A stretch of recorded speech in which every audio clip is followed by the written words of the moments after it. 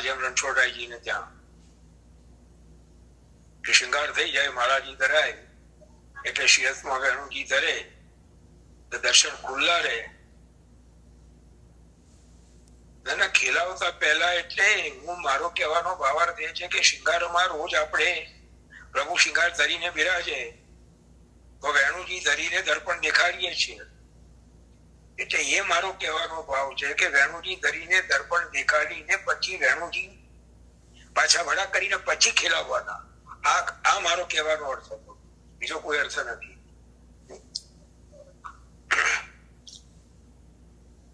કારણ કે આપણે ત્યાં પ્રભુ સતત વેણુજી શિયસમાં ધરેલા રાખતા નથી. શૃંગાર ધરીને બિરાજે ત્યારે શિયસમાં ધરે, દર્પણ દેખાડીએ પછી પાછા વડા થઈ જાય. એ જ રીતે રાજભોગ આરતીમાં ધરે, દર્પણ દેખાડીએ, આરતી થાય, ફરી પાછું દર્પણ દેખાડીએ પછી વેણુજી વડા થઈ જાય. સંધ્યા આરતીમાં પણ એ જ રીતે ક્રમ રહે. રાજભોગ અને સંધ્યા આરતીમાં વેણુજી અને વેત્ર બંને ધરે. શયન આરતીમાં એકલા વેણુજી ધરે. મંગલા આરતીમાં આરતી થાય પણ વેણુજી શિયસમાં ધરતા નથી. આ આપણે ત્યાંનો ક્રમ છે. હા,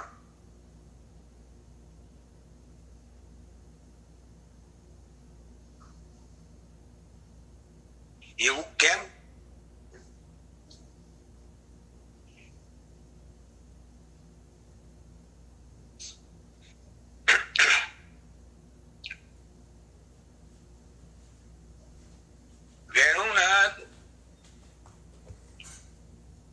વેણુજી ધરે છે એટલે ખાલી દેખાડવા માટે દોરા ધરે છે.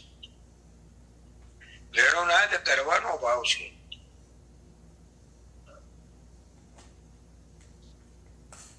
શ્રી મદન મોહનજી કે શ્રી ગોકુલ ચંદ્રમાજી વેણુજી કઈ રીતે ધરે છે? બે શ્રીહસ્ત વેણુ વાદન કરતા હોય એ રીતે.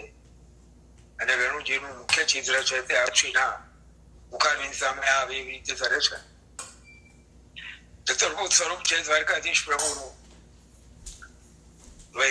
વેણુજીનો એક છેડો કટી પર ટેકવાય એ રીતે ધરે છે.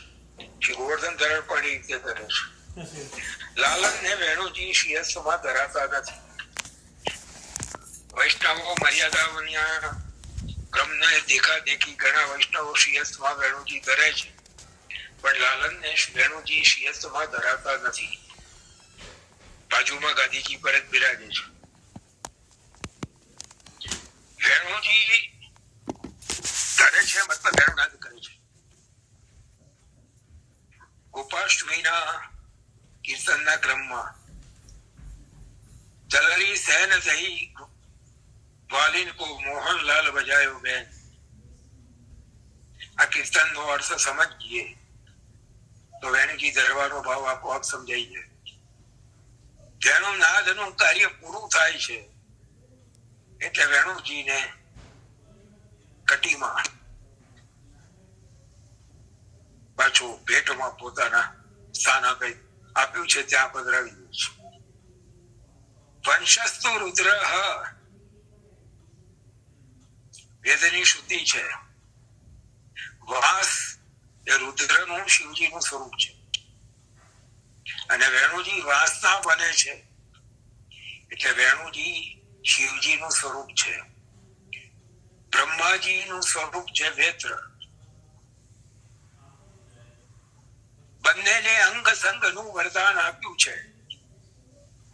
ત્યાં નહીં પ્રવેશ વિધિ હરનોરે ગોપાલદાસજીએ ગાયું એ અલગ અર્થમાં ગાયું છે. આપણે વગર સમજે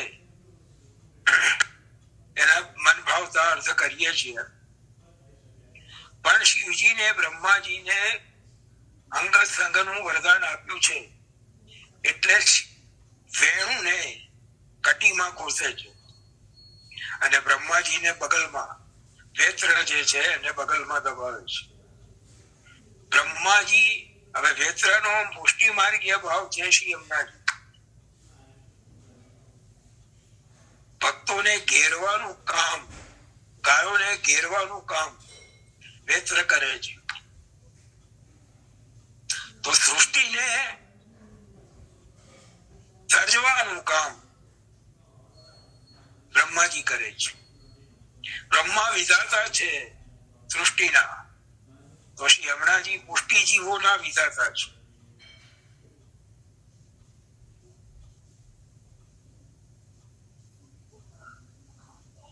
હું માનું છું સમજાય છે મારી વાત.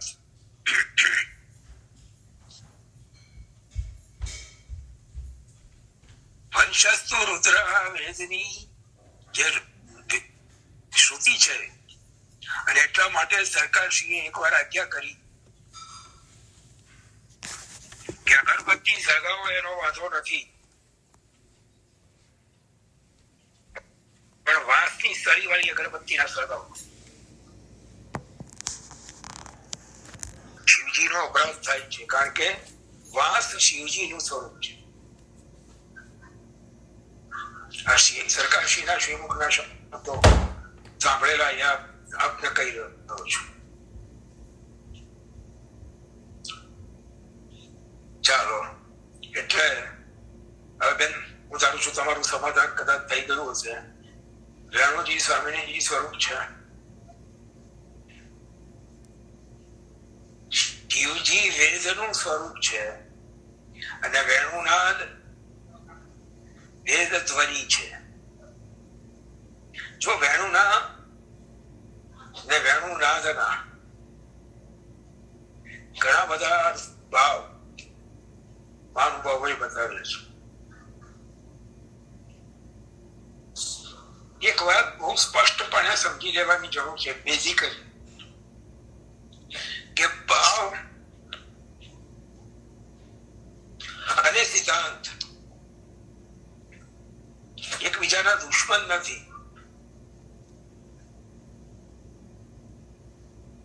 એક ગેરમાન્યતા, એક ગેરસમજ એવી પ્રવર્તે છે કે ભાવનો માર્ગ છે, એમાં સિદ્ધાંતનું કામ નથી. ભાવને ને સિદ્ધાંતને ના બને. સિદ્ધાંતને બાજુએ મૂકો, ભાવને પકડો. ભાવ અને સિદ્ધાંત એકબીજાના શત્રુ નથી, એકબીજાના પૂરક છે. ભાવ જો શરીર છે તો સિદ્ધાંત હાડપિંજર છે. હાડપિંજર શરીરમાં ના હોય તો શરીર લૂલું, પાંગળું, ઢગલો થઈને પડી રહેશે. કોઈ ક્રિયા શરીરથી થઈ નહીં શકે. હાડપિંજર અડખામણું લાગે, તે જોવું ના ગમે, પણ હાડપિંજર વિના શરીર ઊભું થઈ શકતું નથી. સિદ્ધાંત પુષ્ટ ભાવ ફલવાખ્યાનની વ્યાખ્યા કરતા શ્યામ મનોજીએ બહુ સુંદર સમજાવ્યું છે. પૂર્ણ પુરુષ પ્રમાણ પંથા વ્યાખ્યાતા વેદાંત ગ્રંથ સર્વે રસ રૂપ કીધા પોતાને સિદ્ધાંત. ત્યાં શ્યામ મનોહરજી પોતાની આગવી શૈલીમાં કહે છે કે તમે બધા પ્રમેય પંથ કરો છો, પણ અહીંયા ગોપાલદાસજી કે મહાપ્રભુજી માટે કે છે કે પૂર્ણ પુરુષ પ્રમાણ પંથા. આ તમારો બાપ તો પ્રમાણપંથી છે, અને તમે બધા પ્રમેય પંથી ક્યાંથી થઈ ગયા?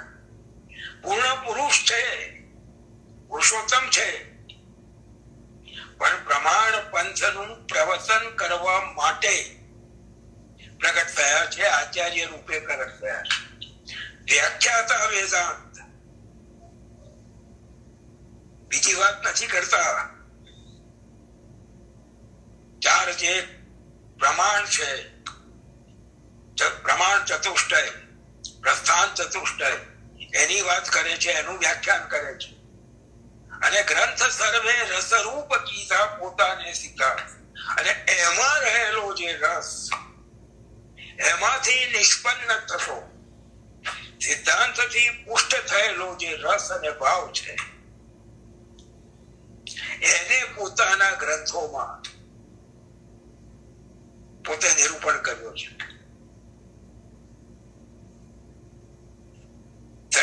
સ્તુતિના શ્લોકમાં કહેવાયું શુદ્ધાદ્વૈત રસજ્ઞાય. આ ગ્રંથો શુષ્ક છે, સિદ્ધાંત વાળા છે કેવળ, એમાં ભાવ નથી. તો શુદ્ધાદ્વૈત રસજ્ઞ કેવી રીતે થયા?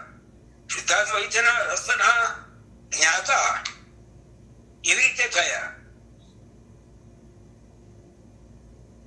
માટે ભાવ પ્રમાણ પુષ્ટ, સિદ્ધાંત પુષ્ટ, અને એટલા માટે દેવા રીત પ્રીત બ્રજજનની. હવે બ્રજજનની જે રીત અને પ્રીત છે એ પ્રમાણ છે, અને એ ક્યાં મળશે? આપશ્રીના ગ્રંથોમાં. આપણી કલ્પી લીધેલી, માની લીધેલી, કોઈકે ઉપજાવી કાઢેલી એ નહીં. પ્રભુની બાલ લીલાના નામે અનેક કલ્પનાઓ પ્રચલિત છે, અને લોકો વાહ વાહ કરીને આમ સ્વાદ લઈને એનો આસ્વાદ કરે છે અને મજા માણે છે.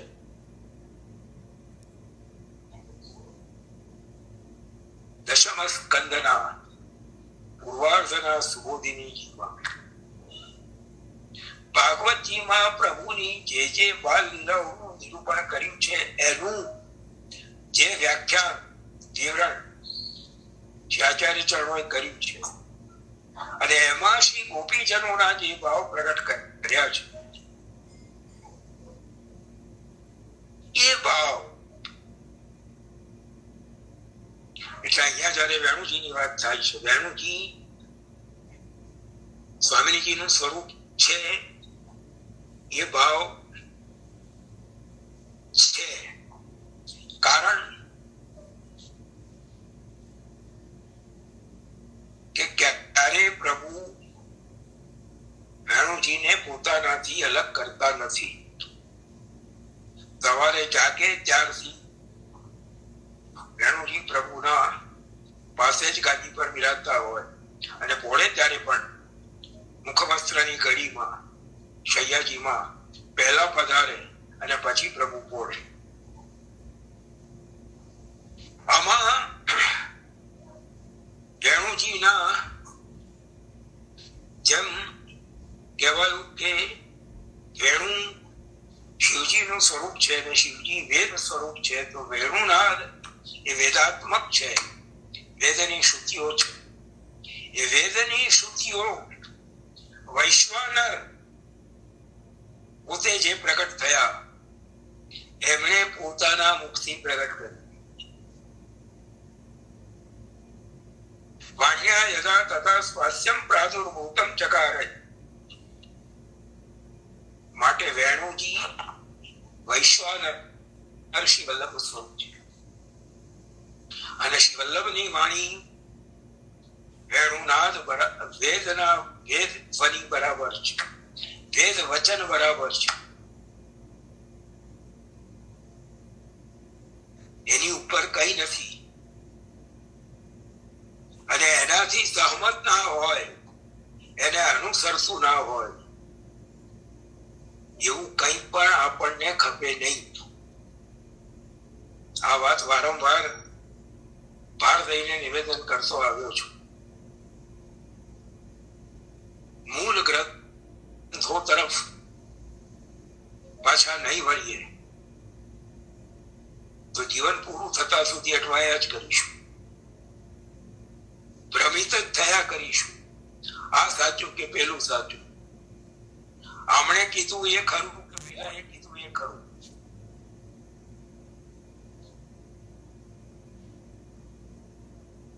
સાધન દીપિકા ગ્રંથના પ્રારંભમાં જ શ્રી ગોપીનાથજી પ્રભુચરણ સ્પષ્ટ આજ્ઞા કરે છે કે અમારા આચાર્યના વચન અમારા માટે પરમ પ્રમાણ છે,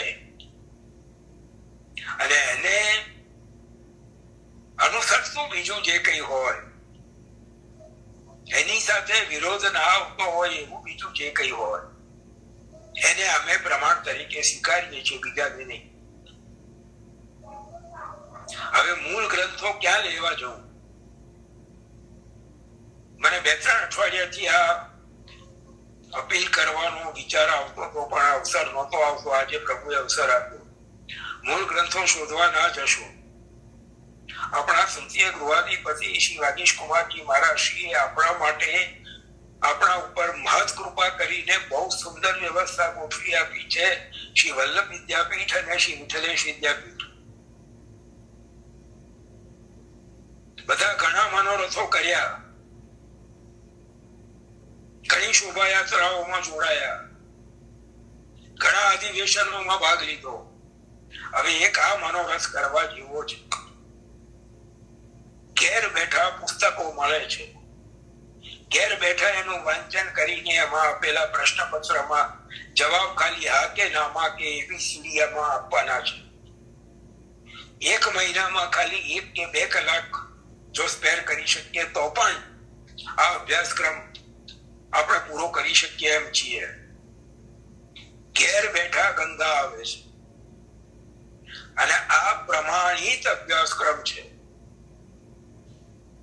આપે અને પરમ ભગવતીએ શ્રી રમેશભાઈ પરીખે 3 રાત સુધી જાગીને મનોમંથન કરીને ગહન ચર્ચા વિચારણા કરીને આ અભ્યાસક્રમ નક્કી કર્યો છે. અને અભ્યાસક્રમમાં કયા ગ્રંથોનો સમાવેશ કરવો એ પણ આપે અને પરમ ભગવતીએ શ્રી રમેશભાઈ પરીખે ભેગા મળીને સિલેક્ટ કર્યા છે, પસંદ કર્યા છે.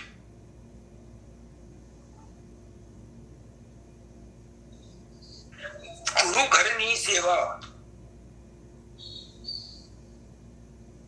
આનાથી મોટી બીજી કઈ હોય શકે? અને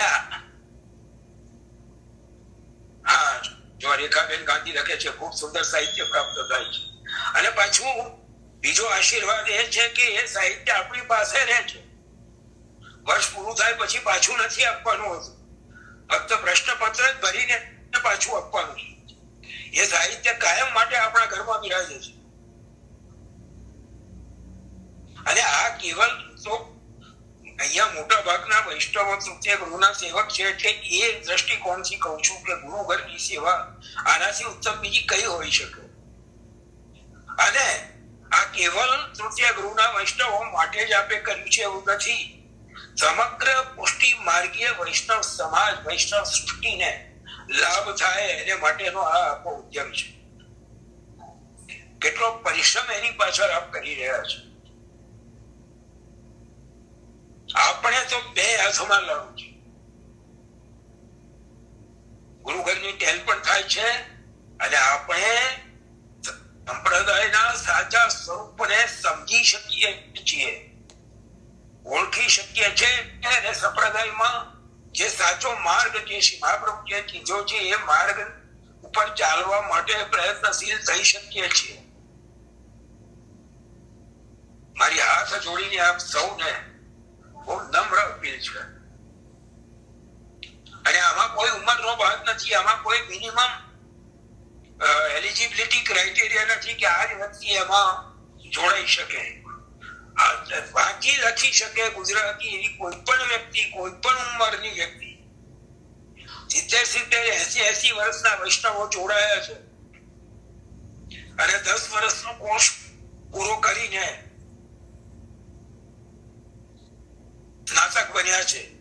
અને એનાથી ઉપર વિઠ્ઠલેશ વિદ્યાપીઠનો કોર્સ છે જે આકર ગ્રંથો છે, સંપ્રદાયના મૂળ ગ્રંથો છે એનું પ્રશિક્ષણ આપે છે. ખરેખર જો સંપ્રદાયને સમજવો છે, બીજું બધું બહારનું ગમે તે વાંચવાનું મૂકી, બીજે બધે પાપા મારવાના મૂકી, જો આ વલ્લભ વિદ્યાપીઠ અને શ્રી વિઠ્ઠલેશ વિદ્યાપીઠ આના અભ્યાસક્રમમાં જોડાઈશું તો જેને અજ્ઞાનતિમિરંધસ્ય જ્ઞાનાંજન શલાકયા ચક્ષુરુન્મીલિતમ યેન તસ્મૈ શ્રી ગુરવે નમઃ. જેમ જેમ આગળ વધતા જઈશું તેમ તેમ સમજાશે કે અત્યાર સુધી કેવા અંધારે અથડાતા હતા. એટલે મારી આપ સૌને હાથ જોડીને બહુ જ વિનમ્રપણે અપીલ છે કે આ અભ્યાસક્રમમાં અવશ્ય જોડાઓ. બહુ આનંદ આવશે, બહુ આનંદ આવશે. મેં પોતે, જોકે મારું દુર્ભાગ્ય કે હું આખું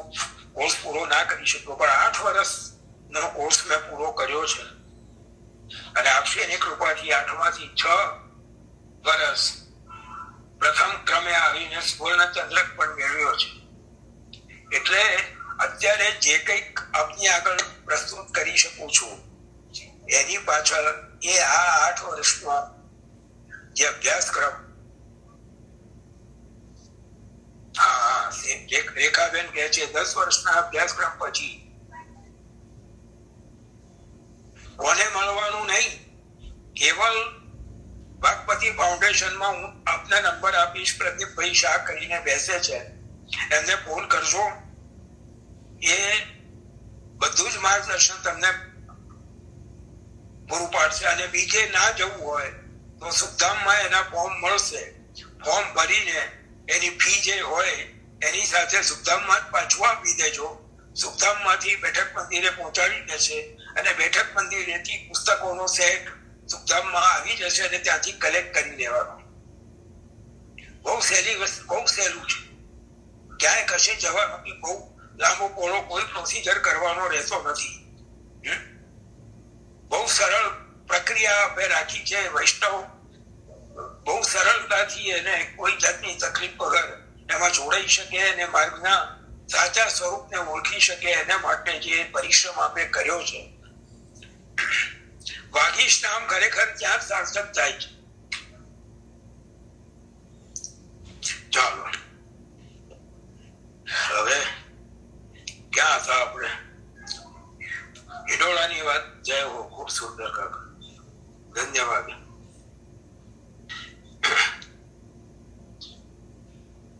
હા, હિડોળાની વાત કરવાની.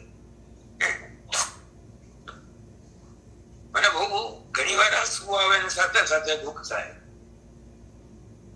કે નિયમિતપણે રોજે રોજ હિડોળાના દર્શન કરવા નો આગ્રહ. અંજુબેન, આને તમે તુષારભાઈ,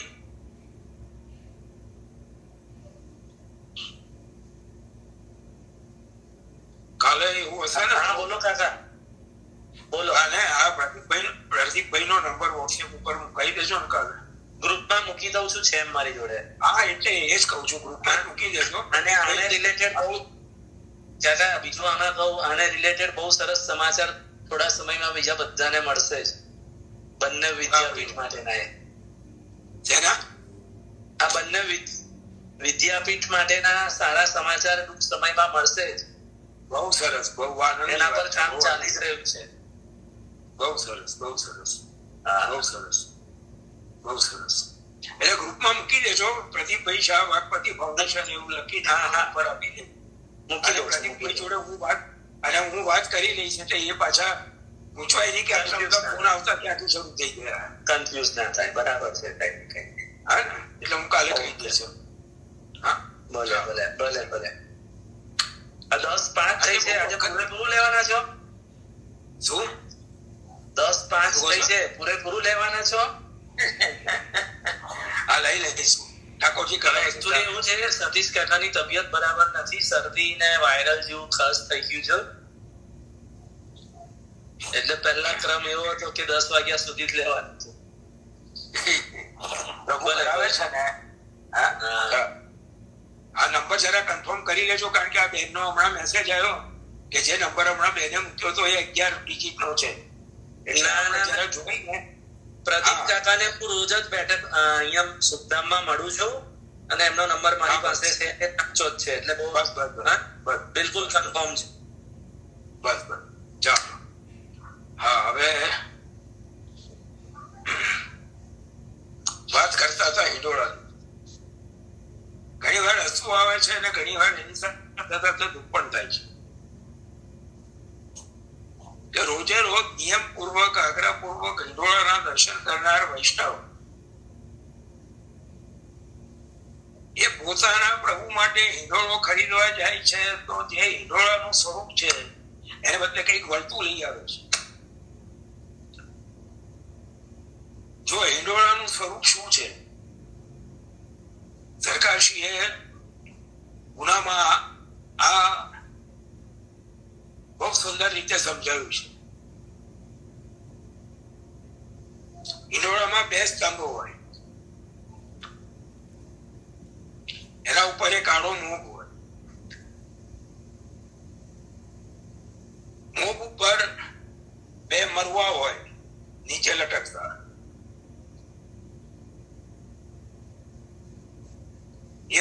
મરવાની વચ્ચે લાકડાની ચોરસ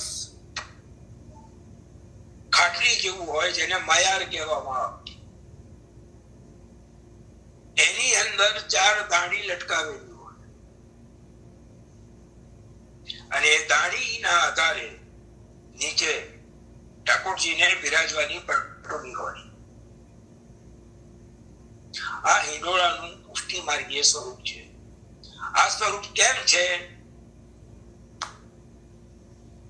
2 ખંભ,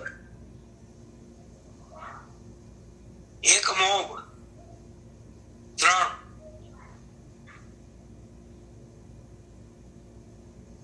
2 મરુઆ, 5 1 મયાળ, 6 4 દાંડી 10 અને પટોલી 11. આ આપણા 5 જ્ઞાનેન્દ્રિયો, 5 કર્મેન્દ્રિયો અને 11મું મન, એનું જ સ્વરૂપ આ હિંડોળો છે. હિંડોળાના સ્વરૂપનું રહસ્ય બતાવતા કેટલાક કીર્તનો આપણે ત્યાં હિંડોળાના કીર્તનોમાં છે.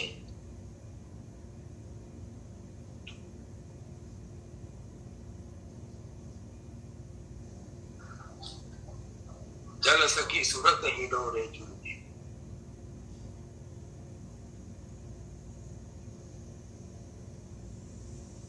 હિંડોળાનું આ આધ્યાત્મિક સ્વરૂપ થયું. આપણી 5 જ્ઞાનેન્દ્રિયો, આપણી 5 કર્મેન્દ્રિયો અને 11મું મન, આ હિંડોળાનું સ્વરૂપ છે. અને એમાં 11મું મન એ પટોળી, એમાં આપણા પ્રભુને આપણે ઝુલાવવા.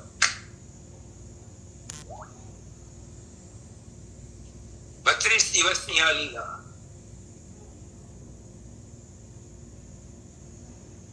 ચાર યુદ્ધના 8 દિવસ નંદાલયથી શરૂ થાય, યમુના પેલી નિકુંજ, ગિરિરાજજી, એમ 4 સ્થાને હિંડોળા ઝૂલે. હિંડોળાની લીલામાં 4 ભાવ પણ છે. નંદાલયમાં ઝૂલે છે ત્યારે વાત્સલ્ય ભાવ છે.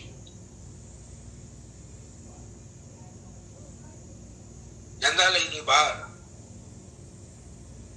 દાસ્ય ભાવ પણ છે, સખ્ય ભાવ પણ છે અને માતુર્ય ભાવ પણ છે. ને ત્રણેય ભાવોનું દર્શન કરાવતા કીર્તનો આપણે ત્યાં હિંડોળાના પદોમાં પ્રાપ્ત થાય છે. એટલે હિંડોળા લીલા એ કેવલ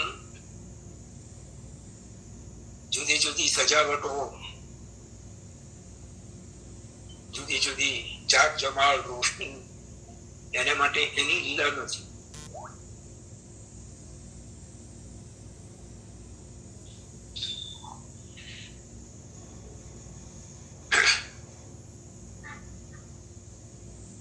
ભક્તોના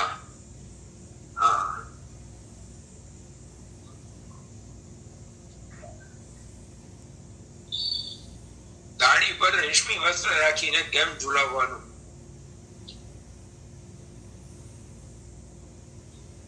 એનું એક પ્રેક્ટિકલ કારણ, અને એ જમણી બાજુ પ્રભુની, આપણી ડાબી બાજુથી ઝુલાવવું પડે, એટલે કે પ્રભુની જમણી બાજુ, કારણ કે ડાબી બાજુ સ્વામીજી બિરાજતા હોય, એટલે એ બાજુથી ઝુલાવવાનો આપણને અધિકાર નથી. એટલા માટે દરેક ઠેકાણે તમે જોશો તો દાઢી પર વસ્ત્ર જમણી બાજુની દાઢી પર બાંધેલું હશે. એ વસ્ત્રનું એક પ્રેક્ટિકલ કારણ એ છે બાળકો ઝુલાવવા પધારે છે ત્યારે બાકી અપરસમાં ન પણ હોય તો એ સમયે એ રેશમી વસ્ત્રના માધ્યમથી હિંડોળો ઝુલાવે, અથવા તો હિંડોળાની ઝૂલ જે રેશમી હોય એનો સ્પર્શ કરીને ઝુલાવે, જેથી પ્રભુના ગાદીજીને કે પ્રભુના વસ્ત્રને કે બીજે કોઈ ઠેકાણે સ્પર્શ ના થાય.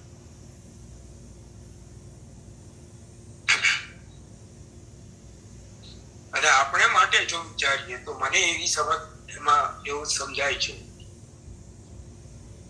કે હિંડોળાનું જે ભાવાત્મક સ્વરૂપ છે એ વ્રજભક્તોનું છે. એટલે વ્રજભક્તોના સ્પર્શનો સાક્ષાત સ્પર્શનો અધિકાર આપણો નથી. એટલે આપણે રેશમી વસ્ત્રને આડે રાખીને દાઢીનો સ્પર્શ કરીને પ્રભુને ઝુલાવી છે. પહેલા 4 જોટા આ રીતે અપાય, ઝૂલ ઉપર સ્પર્શ કરીને, અને પછી દાઢી પકડીને ઝુલાવાય. એ ક્રમ હોય છે. હિંડોળાના કીર્તન માઈ ઝૂલે હે કુમરી ગોપરાયન કી,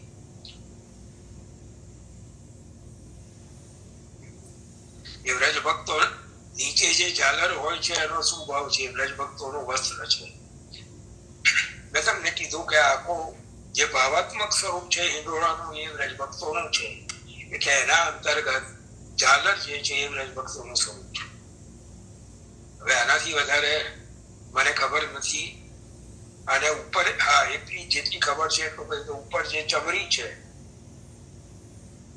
એ વ્રજભક્તોની વેણીનું સ્વરૂપ છે, એવી મને ખબર છે. સાચું ખોટું મને એની કોઈ એનું કન્ફર્મેશન હું આપી શકું એમ નથી. આમીબેન સુતરિયાએ મોકલ્યો છે, બહુ સુંદર પદ છે. માઈ ઝૂલે હે કુમરી ગોપરાયન કી. આજે સમય નથી પણ આવતા અઠવાડિયે એનો ક્રમ લઈશું. એટલું કહી દઉં કે આ પદ વારંવાર મેં વિનંતી કરી છે. હવે આમાં એક મારી પ્રેક્ટિકલ સમસ્યા એ છે કે વૈષ્ણવો કીર્તનના એમની પાસે જે પુસ્તક હોય એ પુસ્તકના પેજના ફોટો પાડીને મને મોકલી આપે.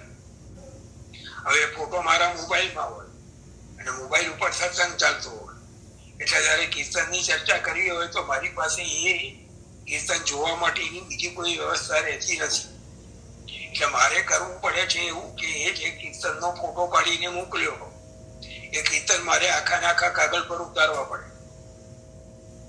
એટલે મારી વિનંતી એ છે કે બને ત્યાં સુધી, અને એ આગ્રહ પહેલેથી હું રાખતો આવ્યો છું આપ સૌની આગળ, કે આપણા ઘરની પ્રણાલીમાંથી કીર્તન લઈને મોકલો. તો ઘરની પ્રણાલી શું છે અને એ કીર્તન પાછળનો ભાવ શું છે, એ કીર્તન સાથેની કઈ લીલા સંકળાયેલી છે, આ બધાની ચર્ચા આપણે કરી શકીશું. કારણ કે જે બીજા પુસ્તકોમાંથી લઈને કીર્તનો મોકલે છે એમાં એક તો અશુદ્ધિઓ ઘણી હોય છે, અર્થના અનર્થ થતા હોય છે, ઘણી વાર આખો અર્થ બદલાઈ જતો હોય છે. એટલે મારી બહુ જ નમ્રપણે વિનંતી છે, બને ત્યાં સુધી તૃતીય ગૃહની કીર્તન પ્રણાલી અથવા વધારેમાં વધારે પાટણ પાઠશાળાનો ગુટકો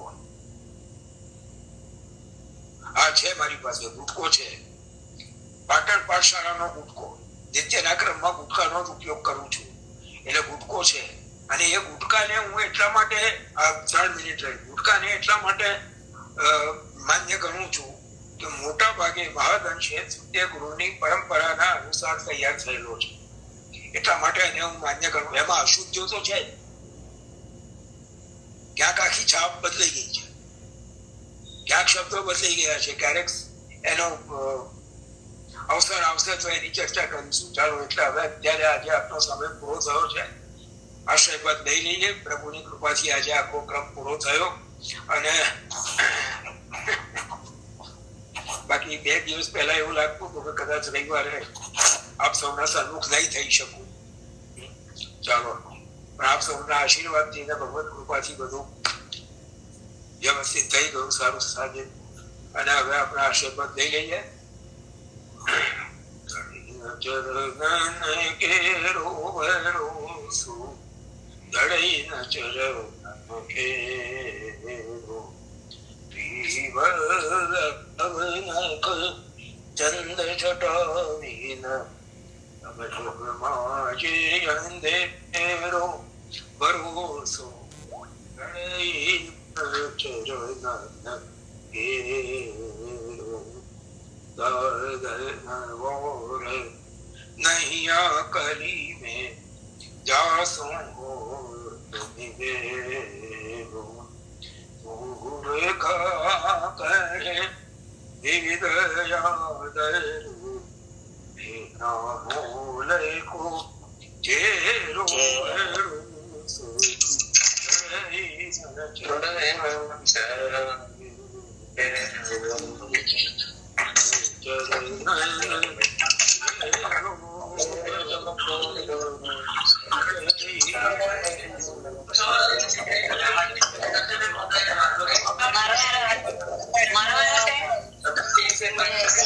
સર્વે વૈષ્ણવને જય શ્રી કૃષ્ણ.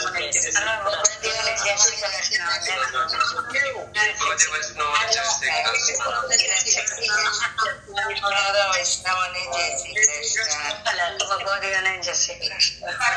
સર્વ ભગવદીઓને જય શ્રી કૃષ્ણ.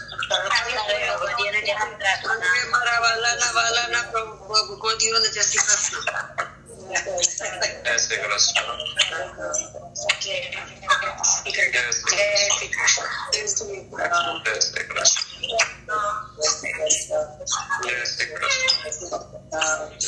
જય શ્રી કૃષ્ણ. જય શ્રી કૃષ્ણ.